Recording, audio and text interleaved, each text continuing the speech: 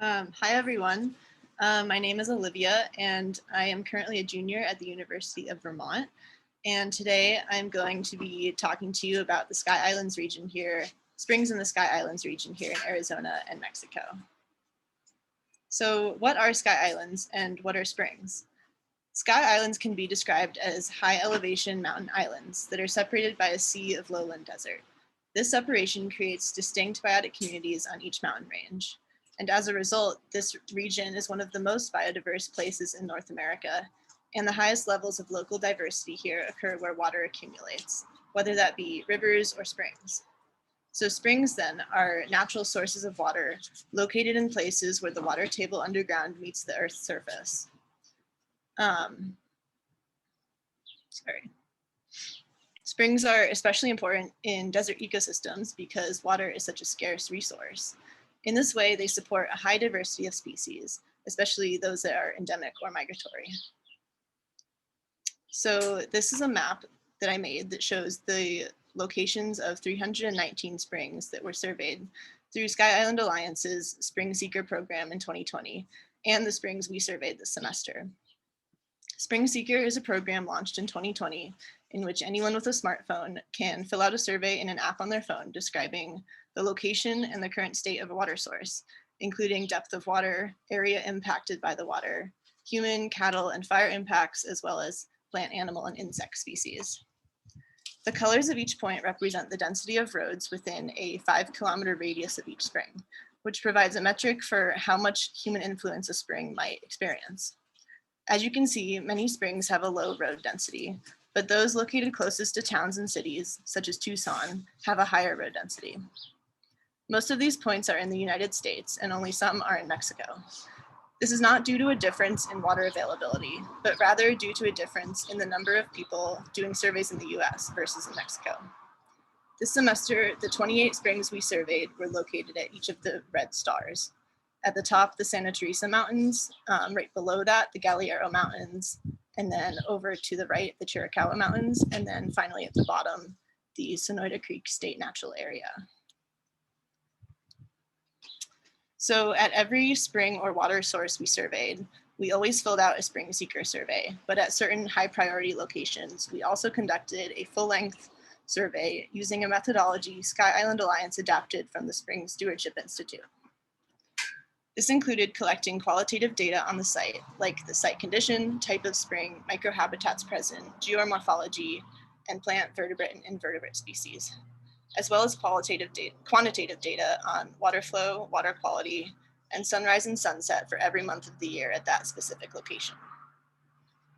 The most common type of spring we encountered was rheocrene, meaning a spring that emerges in a stream channel. But we also found many hill slope springs in which water emerges from the side of the hill. These photos show 3 rheocrene springs we surveyed.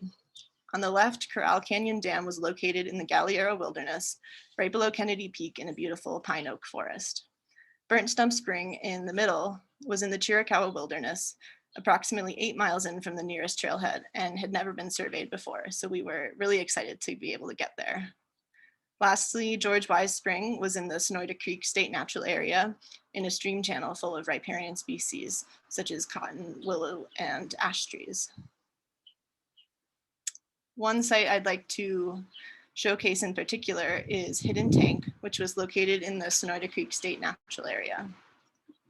As you can see in the photo, this site was actually a dam that was holding in a large pool of water. This whole site was in the middle of a large stream channel, which is why we classified it as a rheocrene spring. The water was so deep that we couldn't measure the depth, but the water line on the dam was 2 meters higher than the actual water level, as you can actually see in the photo there. This demonstrates the effect the intense drought of the past year has had on many springs in the Sky Islands. This site exhibited a common problem we found at springs throughout our travels, which was cattle damage. Although there was a fence around the dam intended to keep cattle out, it was trampled, and we found cow patties, tracks, and grazed grass by the water's edge.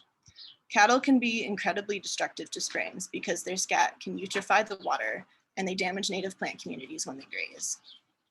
This site also inspired one of the analyses I did on the whole dataset.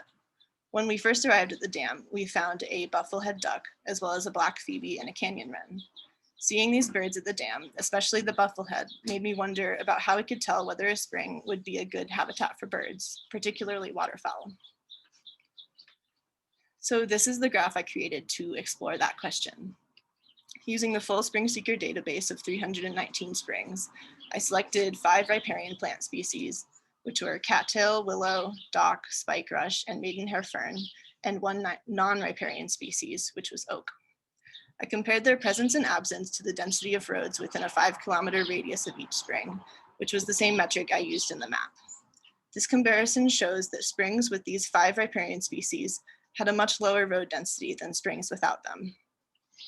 Non-riparian species, such as the oak shown here, showed the same trend, but as you can see, the difference is much smaller. For springs that did not have bird data collected on them, this could be a useful tool in determining whether the site may be a good habitat for birds, especially for waterfowl.